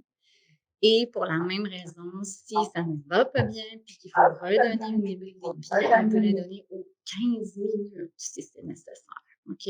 C'est de l'épinéphrine. Des fois, on dit, ouais, mais mon Dieu, là, il va être tachycarde, qu'est-ce qui va se passer avec le cœur? Et quand tu fais un arrêt cardiaque, qu'est-ce qu'on donne? De l'épi. OK? Ça, ils sont corrects. Le cœur va toffer. Il n'y arrivera rien. Qu'est-ce qui se passe avec notre laryngite là, qui va vraiment pas bien, puis qui a l'air malade, puis que tu es en tripode justement, puis la bouche ouverte, et tu ne veux pas la toucher parce que si elle s'agite là, moi vraiment, tu sais que ça ne passera plus. Ça, c'est vraiment là, un cas où est-ce qu'on appelle nos spécialistes dans l'intubation, parce que c'est la seule chose qu'on puisse faire vraiment, là, si rien d'autre fonctionne. Fait qu'on demande notre ORL, on demande notre anesthésiste en stade, on donne notre cortico en intraveineux, on donne notre épi en utilisation continue, presque rendu là. On peut considérer l'héliox, qui est un gaz, donc c'est de l'hélium avec de l'oxygène. Puis la raison pour laquelle on peut donner de l'héliox, c'est tout simplement que moléculairement, l'hélium est plus petit que l'air qu'on respire habituellement et donc ça passe mieux là, dans un trou plus petit. Si on n'arrive pas à avoir de l'héliox rapidement, on peut considérer des nasales au débit en attendant. Puis, au pire des cas, bien, évidemment, on intube. Une fois qu'on intube, il n'y en a plus de problème parce que là, on a un passage, là, tout est beau, mais ça va être une intubation qui va être difficile justement à cause de l'œdème. Fait que ça prend vraiment des gens qui ont le plus d'expérience là-dedans. C'est pour ça là, donc l'anesthésiste puis l'ORL. On va donc utiliser aussi un tube qui est un peu plus petit que ce qu'on utiliserait normalement étant donné cet œdème-là. Et surtout, il ne faut pas paralyser notre patient au moment d'intubation. Il ne faut pas utiliser le neurobloqueur parce que si on manque d'intubation et qu'il ne respire plus, on est vraiment dangereux. OK? Conseil de départ, bien, en fait, toujours notre pamphlet de Saint-Justine à l'année. Fait qu'évidemment, si l'enfant est plus malade, s'il n'arrive pas à s'hydrater comme il faut, ou si le stridor revient au repos, bien, les parents devraient revenir. C'est important d'expliquer aux parents que c'est viral et que les symptômes vont persister encore pendant plusieurs jours. Des fois, ils ont l'impression que le décadron, ça va, puis là, ils reviennent 2-3 jours plus tard parce qu'ils toussent encore. Mais oui, ils toussent encore. C'est normal. Ça va durer une dizaine de jours au total. Fait que souvent, de leur expliquer d'avance et de leur dire, ça évite des consultes qui ne sont pas nécessaires. Quand est-ce qu'on hospitalise? Ben, besoin d'oxygène. Si on a donné plus que 3 doses d'épinéphrine, les tout petits, encore une fois, pour une question de temps, sont plus à risque. Lorsqu'on a encore des détresses respiratoires, plus de 4 heures après le décadron, fait notre décadron qui n'a pas bien fonctionné, ou quand l'enfant revient à l'hôpital moins de 24 heures après la dernière visite. C'est pas obligatoire, mais il faut penser. Fin d'analogie. Je suis 2 minutes dépassée. Je vous vois encore tous assis, fait que je vais continuer. Mais ceux qui ont besoin de ça, s'il vous plaît, vous gênez pas. Pneumonie, dernier sujet, plus rapide, oui. Pas à l'étage, je ne sais pas si on en a l'urgence. Hélium, c'est sur le hélium. On n'en a pas? On en a juste. Pneumonie. Dans la pathologie, fait que la pneumonie, c'est vraiment une infection au niveau du parenchyme pulmonaire. On a du pus dans le poumon. C'est vraiment ça. Ça peut être causé par un virus, ça peut être causé par une bactérie. Chez les enfants, c'est généralement viral davantage que chez les plus vieux. Dans nos pays à nous, où est-ce qu'on a accès à des ressources, à des rayons X et tout ça, souvent on va le confirmer par rayon X, mais l'OMS a un diagnostic en fait qui est clinique. Fait que si on a une auscultation qui va avec une pneumonie, on a de la fièvre, on a de la tachypnée, on peut diagnostiquer une pneumonie sans rayon X pour la simple et bonne raison que dans des pays où on a moins de ressources, c'est pas toujours évident d'avoir un rayon X. J'ai décrit ici c'est quoi une pneumonie compliquée. On ne va pas parler de ça aujourd'hui, mais grosso modo, quand on a un empyème, qui est en fond là, un écoulement de pus à l'intérieur du poumon, un abcès ou une nécrose au niveau là, du poumon, on est dans une pneumonie compliquée, puis les prises en charge sont un peu différentes. Dans nos pays à nous, industrialisés, supposément vaccinés, quelle est l'incidence là, des pneumonies? C'est pas tant ça, là, vous voyez, là. Chez les plus jeunes, il y en a plus. Encore une fois, parce que c'est surtout de grosses virales, puis qu'ils attrapent plus de virus, c'est l'âge qui font ça. Mais chez les personnes plus vieilles, là, c'est pas quelque chose qui se voit si souvent. Donc, 4 là, chez les moins de 2 ans, 1 ensuite chez les plus vieux. Et chez ceux qui font des pneumonies, on a à peu près, là, comme vous voyez, là, 7 à 9 là, de ce qu'on appelle des pneumonies récurrentes.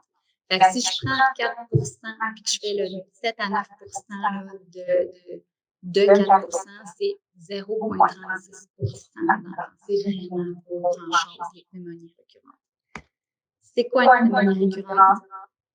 Plus que 2 épisodes, en fait 2 épisodes ou plus dans la même année, ou 3 épisodes ou plus dans toute la vie. Okay? Idéalement, avec une résolution en 2 épisodes, fait qu'on aurait un rayon X entre qui nous démontrerait que tout est beau, mais dans la vraie vie, c'est pas quelque chose qui se passe souvent. Ce qu'il faut savoir maintenant, parce que des pneumonies récurrentes, j'en vois souvent. Les enfants qui ont des pneumonies, j'en vois souvent. Souvent, c'est pas des vraies pneumonies. Okay? Souvent, c'est de la qui n'a juste pas été identifiée et qui n'a pas été traitée. Fait que si vous croisez un enfant qui fait beaucoup de pneumonie et qui n'a pas de diagnostic d'asthme, il faut se poser la question. Est-ce que c'est un asthme? Moi, j'en ai attrapé beaucoup des asthmatiques comme ça. C'est « Ah oui, c'est la 5e pneumonie. Non, c'est pas normal. Il n'y a aucun symptôme à l'examen physique qui va nous permettre de faire la distinction entre une pneumonie virale ou une pneumonie bactérienne. Ils peuvent faire autant de fièvre les deux ou pas de fièvre les deux. Ils peuvent avoir vraiment malade ou pas malade du tout, l'un et l'autre. Okay? Fait qu'en fait, c'est vraiment notre histoire. Là. Fait que nos symptômes d'infection respiratoire avec notre toux, notre congestion, la difficulté à respirer, douleur thoracique, ou douleur abdominale, si on a une pneumonie de la base, des fois, ça peut être référé. Notre présence ou pas de fièvre, puis les histoires, en fait, évidemment, là, de contact infectieux et tout ça. Lorsqu'on a une saturation qui est abaissée et qu'on a un travail respiratoire augmenté, une tachypnée ou un tirage, il y a plus de corrélation avec une vraie pneumonie. Okay? C'est ça les facteurs qui déterminent le plus souvent la pneumonie. Tu as une question ou non? À l'examen physique, normalement, pour une pneumonie levraire, il va y avoir un endroit dans notre auscultation où est-ce que l'air va moins bien passer. On peut également entendre des crépitants à cet endroit-là. Si on fait un examen physique plus détaillé, ce que la plupart d'entre nous ne faisons pas toujours, on peut avoir une humanité à la percussion. En fait, si on fait une percussion au niveau pulmonaire, dans l'endroit où c'est bien aéré, ça va être ça va être beaucoup moins émoi qu'au niveau où il va avoir la pneumonie. On peut également dire à l'enfant de dire le son « et » qui va être augmenté et plus audible au niveau de la pneumonie parce que dans le fond, le liquide transmet beaucoup mieux le son que l'air. Puis, la présence de souffle tubaire, qui est une sorte en fait, de mouvement vésiculaire, mais avec une tonalité plus grave que ce qu'on entend habituellement. Si on a des sibilances, OK? Si on a un tableau plus de rhume puis de sibilance, généralement, il faut davantage penser à l'asthme qu'à une pneumonie, puis souvent, là, il y a beaucoup moins de chances qu'on trouve quelque chose de rhume. Quand est-ce qu'on fait un rhume? Quand on n'est pas sûr. Quand on pense qu'il y a peut-être une pneumonie qui peut être compliquée ou qu'il va falloir hospitaliser le patient. OK, tout patient hospitalisé pendant sa mère est un rhume. Quand est-ce qu'on n'en fait pas? Si on pense peut-être que c'est un diagnostic, fait que on donne l'asthme ou autre chose, là, puis qu'on est quand même confiant, c'est pas nécessaire. Ou si on est dans un contexte ambulatoire, puis que notre histoire fit avec une pneumonie, puis que notre auscultation fit avec une pneumonie et que l'enfant n'a pas besoin d'être hospitalisé, il n'est pas nécessaire de faire un rayon supplémentaire. On n'a pas besoin. Si notre suspicion clinique est élevée. Ça fait partie des recommandations aussi de Choosing Wisely, si vous n'êtes pas mal sur le diagnostic et qu'il n'y a pas d'hospitalisation nécessaire, ne faites pas de rayon, faites juste traiter d'emblée. OK? La raison pour laquelle on veut quand même limiter quand on pense peut-être qu'il y a un autre diagnostic au niveau des rayons X, c'est qu'encore une fois, dans un contexte d'infection avec des sécrétions et tout ça, notre poumon souvent installe, puis là, on se dit, mais peut-être qu'il y a un début d'infiltrat, puis là, on est pogné à traiter. D'ailleurs, justement, là, au niveau des rayons X, bon, bref. Vous voyez ici le 3 rayons X. Fait que dans le fond, celui ici, le plus près de moi, en haut, c'est un rayon X pulmonaire qui est complètement normal. À votre droite, en haut, on a vraiment une pneumonie lobaire, ou lobe inférieur gauche, parce que vraiment, vous voyez, là, c'est tout blanc. On a complètement perdu là, la silhouette de notre diaphragme. Fait que ça, c'est vraiment une pneumonie. Le dos n'est pas fermé. Puis, en bas, on a une pneumonie qui est virale. Okay? Fait que vous voyez, on a un petit peu là, des infiltrats un peu partout. On n'a pas une zone spécifique de consolidation. Il n'y a pas d'épanchement. Il y en a. Fait que ça, généralement, c'est une pneumonie virale, habituellement. Surtout chez les petits, la tâche chaleur. Ils ne devraient pas recevoir d'antibiotiques dans ce contexte-là. Il y a toujours une question d'aisance. On n'est pas toujours à l'aise de dire « Non, je ne vais rien faire avec ça ». Fait que, si vous êtes possible, puis si vous avez le luxe de revoir cet enfant-là quelques jours plus tard, qu'il évolue, ça peut être une option. Mais en théorie, on ne devrait pas le traiter. Les labos, c'est pas nécessaire. Fait que dans le fond, c'est ça. Il n'y a pas grand-chose qui va nous guider tant que ça. Il est évident qu'un patient hospitalisé, des fois, on va quand même faire des bilans de tournée sanguine de TRP là, pour voir où on va, puis peut-être pour voir l'évolution, puis la réponse à notre traitement. Mais en théorie, si cliniquement il s'améliore, je n'ai pas besoin de contrôler ma CRP ou ma formule sanguine si ça est normal. Les hémocultures ne sont pas conseillées. À moins que l'enfant ait un aspect toxique. Ça, on en voit beaucoup. N'importe quel enfant qui fait de la fièvre, paf, hémoculture. Puis là, souvent, on a des hémocultures qui sont contaminées, puis on est pogné avec. Fait que les hémocultures, je n'ai jamais fait autant d'hémocultures que depuis que je suis ici à Sainte-Justine, on fait ça rarement. OK? Ça vaut la peine de faire quand vous suspectez qu'on a une bactériémie. Quand on a une bactériémie, notre enfant, il est moche, il n'est pas bien. C'est fièvre n'équivaut pas à hémoculture automatiquement. Il faut s'enlever ça de la tête. C'est ça. C'est la culture d'expectoration dans un monde idéal, on le fait, mais chez les enfants, c'est plutôt difficile à obtenir. On peut s'essayer. Puis, la seule chose qui soit recommandée, c'est en saison de grippe. Si on suspecte peut-être une influenza, parce qu'une influenza peut faire une pneumonie, évidemment, là, de rechercher faire notre service à ce moment-là. Quand est-ce qu'on hospitalise? L'enfant qui a besoin d'oxygène, l'enfant qui ne s'hydrate pas suffisamment, l'enfant qui n'est pas capable de prendre son antibiotique par la bouche, toute pneumonie compliquée ou qui a une détresse respiratoire le moindrement modérée. Toujours, on est plus précautionneux chez les plus petits, là, on se garde une gêne un peu. Traitement, Je ne vais pas rentrer dans le détail, mais encore une fois, si on pense que c'est viral, on ne fait rien, on laisse aller, on ne donne rien. Si c'est une influenza, on traite avec du Tamiflu. Pourquoi? Parce qu'il y a quand même beaucoup de surinfection dans un contexte d'influenza, fait que ça vaut la peine de prévenir. Puis pour une pneumonie suspecte bactérienne, en fait, si notre enfant est vacciné, la cause la plus commune et de loin, c'est le streptocoque pneumonie. Okay? Pour lesquels les enfants sont vaccinés maintenant avec le fameux prévenant.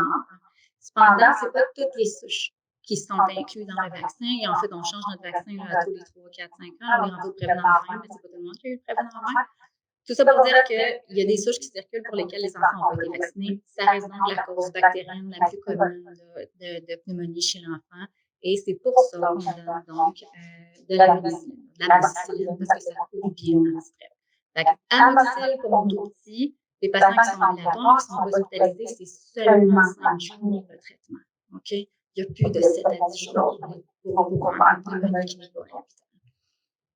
Pour nos patients hospitalisés, on donne la même antibiotique, mais intraveineuse, donc l'ampicilline, puis la durée du traitement là, est variable, 7 à 10 jours selon le degré de sévérité de la maladie. Lorsqu'on a un enfant qui est en insuffisance respiratoire ou qui est en choc, là, on va donner la CF3. Moi, ça m'arrive souvent d'avoir des patients qui sont hospitalisés et qui ont reçu une dose de CF3 parce que le poumon n'est pas bon. C'est pas une raison. Okay? C'est l'enfant cliniquement, il va bien, même si le poumon n'est pas bon, on va juste donner d'ampli. Puis, lorsqu'on a une pneumonie qui progresse rapidement, parce qu'on a des pneumatocytes, de la nécrose et tout ça, on va rajouter de la vancomycine pour couvrir notre cerveau, mais c'est plus tard, plus loin. Si notre patient n'est pas vacciné, il faut penser à l'Haemophilus influenza, qui est une cause très commune chez les non-vaccinés, puis à ce moment-là, la pénicilline ne le couvre pas, il faut donner du clavulin. Et si on a une allergie à la pénicilline, chose qu'on voit souvent en pédiatrie, sachez que la vaste majorité ne sont pas vraies. En fait, 90% des allergies à la pénicilline ne sont pas des allergies à la pénicilline, pas du tout. Et même ceux qui en ont des vrais, après 10 ans, la plupart d'entre elles guérissent et s'en vont. Bref, si une histoire d'allergie à la pénicilline, questionnez. Il y a un bel algorithme de l'UNES qui est disponible sur ça. Si c'est un rage qui s'est produit genre 5 jours après puis qui n'est pas urticarien, on ne pense pas que c'est une allergie, vous pouvez donner votre amoxicille sans inquiétude. Si c'est un rage urticarien ou qu'on a des symptômes d'allergie retardée, fait de la fièvre, de la tragie, des squamations, des symptômes qui sont beaucoup plus graves, évidemment, là, on va choisir différemment notre antibiotique. De façon générale, on penche plutôt vers la céphalosporine de 3e génération qui ont très peu de réactions croisées là, avec nos pénicillines.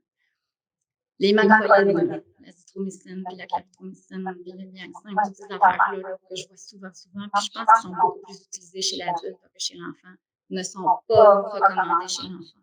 Pour la simple et bonne raison qu'il y a énormément de résistance de notre streptocoque envers ces antibiotiques-là. Fait que, à moins d'une allergie sévérissime, documentée et tout ça, on ne devrait pas être dans ces antibiotiques-là chez l'enfant. Habituellement, ça s'améliore très rapidement. Si l'évolution n'est pas bonne au bout de 2-3 jours d'antibiotiques, il faut se re-questionner puis remettre en doute notre diagnostic, refaire un rayon X puis refaire le tour, s'assurer qu'on ne s'est pas trompé. Puis finalement, s'il y a une belle évolution, pas besoin d'avoir un rayon X de contrôle nécessaire. Puis il est même indiqué que chez un patient hospitalisé, qui a été hospitalisé sur une courte période, donc moins de 3 jours, puis qui a une évolution favorable rapide, on pourrait quand même considérer que 5 jours d'antibiotiques. Oui, il va durer ce traitement en plateforme, de l'UNES encore 7 à 10 jours. C'est En fusion. Je sais pas honnêtement pas l'UNES, mais la Société canadienne de pédiatrie recommande officiellement 5 jours. La plupart des enfants Oui? En fait, je reviens plutôt dans le PowerPoint. Je vais parler un peu du VRS. Santé Canada il a approuvé un vaccin pour les femmes enceintes pour le VRS, justement. Est-ce que, encore dans la communauté médicale, est-ce qu'il est recommandé? Ou est-ce que les gynécologues, les pédiatres, est-ce que vous avez des données pour dire ça a diminué les j'ai aucune notion de chiffre à ce niveau-là. Ça a été recommandé c'est pas longtemps. C'est ça, c'est à la fin de l'automne dernier. Je pense pas qu'on a encore de données aussi. Il y a des données qui viennent d'ailleurs en Europe qui vont être pas mal efficaces. Le vaccin est recommandé en enceinte, ce n'est pas encore autorisé pour les enfants. Idéalement, c'est que nous avons anticoagulant comme que nos prématurés qui prennent des synergistes en ce moment, qui est une injection en fait d'anticorps mensuel qu'on donne le temps de DRS. Mais idéalement, si on peut leur donner juste une dose qui dure toute la saison et qui les protège davantage que les synergistes, c'est vraiment bien. La problématique, en fait, de l'enfant est une d'argent. Notre synergiste coûte genre 50 $ à chaque, même pas. Tandis que le nouveau vaccin, c'est comme 900 $. Ils veulent pas. Sauf que, tu sais, une hospitalisation, ça coûte bien plus que 900 $. Oui, c'est ça. Mais bon, hein, c'est une question de chiffre. Je vais pas présenter les cas, évidemment, mais juste les ressources, je m'excuse, le site de l'Agence de Justine, les énoncés de principe de la Société canadienne de pédiatrie qui sont toujours disponibles gratuitement. Il y a le TREC qui une association en fait qui répertorie les données pertinentes pour tout ce qui est urgence pédiatrique au Canada. C'est vraiment chouette, c'est bien fait. Puis, c'est mes références à moi. Dernière chose, si vous voulez, s'il vous plaît, il y a un code QR ici là, à scanner pour nous donner votre avis là, sur la conférence, puis vous permettre de nous laisser votre adresse courriel si vous êtes intéressé à une future conférence. Voilà, et merci.